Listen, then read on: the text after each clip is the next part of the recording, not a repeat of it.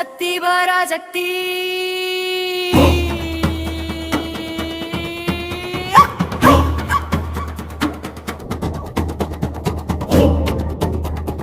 அலிசகை அருளே வடிவானவளே பத்திரகாளி தாயே போற்றிடுவோம்.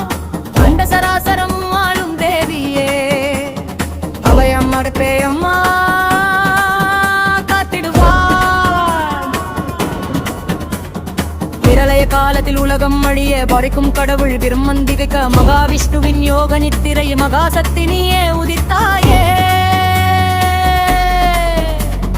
சிவனின் நெற்றிக் கண்ணில் தீப்பிழமாய் சக்தி ரூபமாய் நீயே தோன்றினாய்.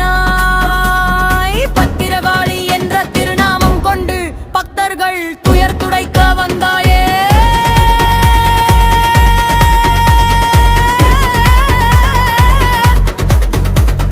கருமேக நிறத்தவளாய் சிங்கவாகனியாய் கையில் சூலமும் வாழும் ஏந்தி கபாலமாலை சிலம்புணத்த பங்கள் கோபக் கனல் பொங்க அசுரரை அழிக்கும் கோர ரூபமாய் இதியவர் துயர் துடைக்கும் சாந்த ரூபமாய் பல்வேறு ரூபங்கள் காட்சி தந்து பக்தர்களை காக்கும் தாயே நீயே.